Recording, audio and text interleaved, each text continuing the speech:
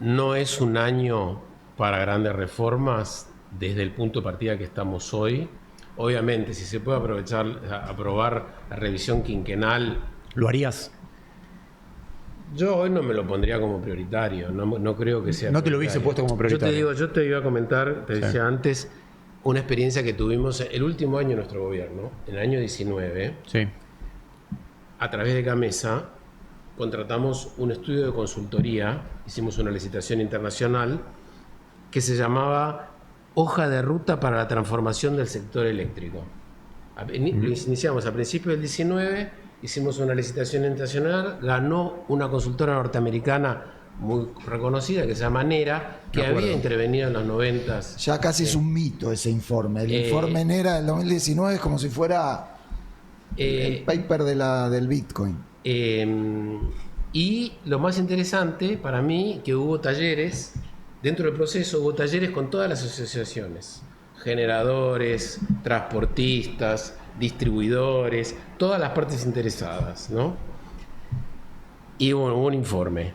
Obviamente nosotros nos fuimos del gobierno, no pasó nada más. Ahora, si vos me decís qué conclusiones sacás de eso, yo te diría, la primera conclusión es que desarmar lo que hemos construido en los últimos 20 años es muy complejo. Muy complejo. Dos, dentro de las anormalidades, y esto lo dije antes, que hemos generado, es que durante muchos años los usuarios no pagaban gran parte del costo de los servicios, de ninguno, pero gran parte.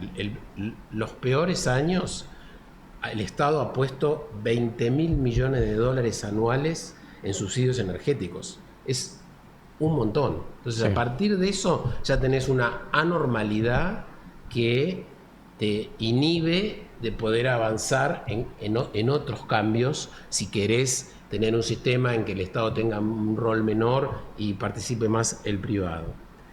Y por último, a nivel mundial siempre ha sido compleja la regulación del sector eléctrico, porque es un producto que tiene unas características, como muchos utilities, muy especiales. O sea, no se concibe que en un momento no haya luz. O sea, la oferta de electricidad machea segundo a segundo la demanda. Eso es algo... Sí, especiales y cambiantes, ¿no? En función de la tecnología, lo cual también le agrega, yo creo que a veces esa idea de, bueno, una cosa medio romántica, tenemos que volver a... Exacto. No. Eso Aún justamente... cuando normalices el sistema eléctrico, no tenés que volver a nada, tenés que ir a... Justo iba a decir eso, además, algunos consensos mundiales que había en los 60, 70, 80, hasta los 90, hoy no son válidos. Por ejemplo, lo de la marginalidad absoluta. Bueno, esa discusión se vio cuestionado en todo el mundo. Está buenísimo esto que está diciendo. Además, esos consensos, esa complejidad aumenta un montón con la llegada de las renovables, porque son energías interrumpibles aleatoriamente. Algunas sabés, solar a la noche no hay nunca.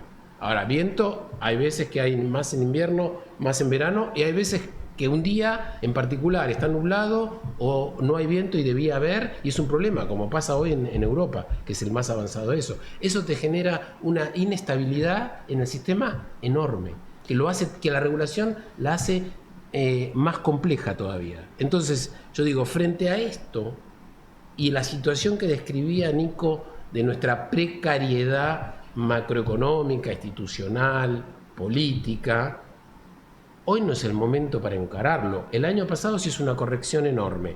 De esos 20.000 millones de dólares que nos llegó a costar el sector energético al bolsillo del Tesoro, el año pasado fueron 7.000. Y este año, más o menos, con los precios que tenemos hoy, va a ser 4.000. O sea, bajamos un montón. Todavía nos quedan 4.000 y que la madeja de desarmar esos 4.000 no es fácil. Entonces yo lo que digo es, sigamos, consolidemos esto. Vos decís que vos no avanzarías con esta reforma del sector eléctrico que lanzó el gobierno. Yo creo que podés avanzar simbólicamente como está haciendo el gobierno en cosas muy marginales, en lo nuevo. Pero además te digo, si hoy las urgencias pasan más por transporte que por generación. Hoy, si sigo teniendo el costo de capital del pasado, para tomar las palabras de Nico, y poner nueva capacidad de generación es un proyecto de 25 años. No lo empezaría este año. Bueno, pero mirá qué interesante lo que está diciendo Gustavo, porque vos tenés adentro del gobierno, por más que está invisibilizada esta discusión, y de vuelta nosotros deberíamos, desde conocerla, visibilizarla mucho más, vos tenés una discusión fuerte que se dio entre Carlos Bastos, Rodríguez Chirilos, de ir lo más rápido posible a un sistema marginalista, similar a lo que eran en los 90, por eso hay que eliminar el rol de Camesa, el intervencionismo de Camesa. Parecería que esa discusión que setea mucho, o sea, seteó fuerte en un sector de gobierno, por ahí, no sé, en Federico Sturzenegger, como que hoy Rodríguez Chirilo sigue siendo asesor de él, bueno, nombrado director de YPF, digo, tiene un lugar dentro del gobierno todavía esa visión de... Yo te digo lo que pienso, creo que al inicio del gobierno se plantearon objetivos totalmente irrealizables y que la realidad se los llevó puestos y después entraron por el carril de lo posible y lo posible, a mi juicio, lo han hecho muy bien. Entonces... Hoy no, para mí no es el momento de cambiar grandes reglas de juego cuando seguís teniendo el costo de capital del pasado, ¿no? Y cuando todavía no construiste el track record de que ahora en Argentina los usuarios van a pagar el costo de los servicios con una excepción de una tarifa social que sea una parte menor del costo total, 10%, no sé, lo que sea, pero que tenés una nueva institucionalidad en la que las tarifas son esas. Pero eso, más que decirlo, lo tenés que continuar en el tiempo. Yo ahí agregaría, siempre repito eso, nosotros miramos mucho las reformas de los 90, de hecho Bastos las miraba porque las hizo. La ley del gas, la ley de electricidad, son leyes de 1992. O sea, Menem llevaba 3 años de presidente, había fracasado o tenido ensayo-error bastante tiempo, el plan de convertibilidad llevaba más de un año. El costo del capital en Argentina había bajado muchísimo. Entonces, yo comparto con Gustavo que la ansiedad por la reforma estructural puede ser contraproducente y además a veces escucho a Milei que dice, del otro día decía, y tenemos 80.044 reformas, o sea, eso es una ridiculez, o sea, casi que desmerece las cosas que se han hecho, porque en un año es incomparable este gobierno desde el punto de vista de los cambios estructurales con lo que fue la década del 90. Entonces, pero bueno, iremos acompañando. Quería mencionar algo de lo que dijo Gustavo del precio del petróleo, y que estamos bien en términos de paridad de exportación, y a veces estamos como que los números dan circunstancialmente y muy con la volatilidad un poquito altos. Yo creo que ahí toda la apuesta tiene que ser a crear más competencia en el mercado de crudo y derivados. Esa debe ser la apuesta del gobierno. Creo que es un mercado que puede funcionar competitivamente en Argentina muy bien y que entonces no va a tener que el gobierno regular si el precio está alto, si el precio está bajo, porque la propia competencia debería generar eso.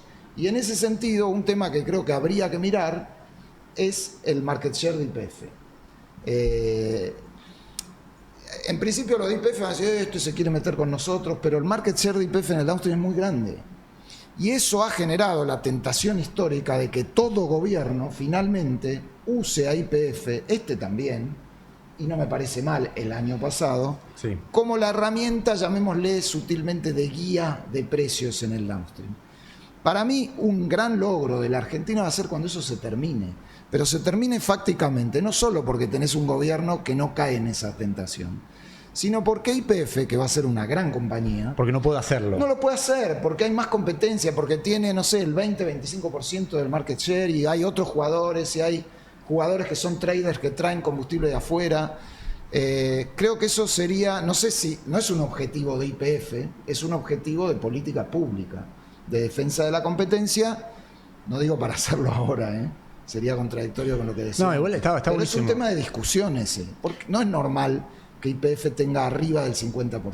Lo que pasa es que, fíjate la volatilidad. En febrero, principio de febrero, el gobierno postergó la actualización del impuesto a los combustibles porque el Brent estaba llegando o estaba un poquito por arriba de $80. Entonces dijeron, para no meter más presión en el surtidor, congelemos la actualización del impuesto a los combustibles y el aumento que se dé en la aceptación de servicios, que se lo repartan entre los productores, refinadores, productores de bio, ok. Ahora el precio se bajó $10 hasta $70. Y el gobierno autorizó una suba del ICL, el impuesto al combustible líquido, de 5 pesos para las naftas, cuando venía siendo de 10. Alguien te podría decir, pero ¿por qué no le aumentaste ese aumento. No, que aparte hay que explicarle a la gente que no se escucha, Sí. que el impuesto a los combustibles quedó con una cosa rara, que es pesos por litro. Por lo tanto, cuando nosotros decimos aumento, en realidad es un ajuste por inflación, que en el caso del IVA o del impuesto a las bebidas o cualquier impuesto indirecto, como es porcentaje del precio, va Exacto. acompañando. El impuesto a los combustibles, lo que le ha pasado desde hace mucho tiempo, y este gobierno no ha logrado recuperarlo del todo, es que ha perdido espacio. O sea, Sí, va durante el gobierno cayendo. anterior. Sí, igual te digo, es marginal lo que estamos discutiendo. Sí, sin el duda. gobierno lo ha ido actualizando Sí. y creo que está haciendo él mismo, si no lo aumenta, porque Sí. fiscalmente se siente cómodo para no hacerlo y lo ha ido corrigiendo. Ahora déjame agregar una cosita más con respecto al sector eléctrico. Yo no haría grandes licitaciones para aumentar la capacidad de generación hoy. Trataría de hacer cosas como lo que han hecho, de tratar de tener más disponibilidad, corrigiendo los precios de la parte fija para que estén disponibles máquinas que hoy no lo están. Y segundo, no me parece mal que tengamos que importar electricidad en algunos momentos del año. Hasta te diría, Argentina ha importado muy poca electricidad históricamente. 22 y 23 subió hasta 8% del consumo. El año pasado bajó un poco. Pero un sistema que está preparado y organizado para que en los 15 días pico por determinadas cuestiones tiene que importar electricidad, a lo mejor es más barato que tener que construir capacidad de generación que la tenés que pagar todo el año.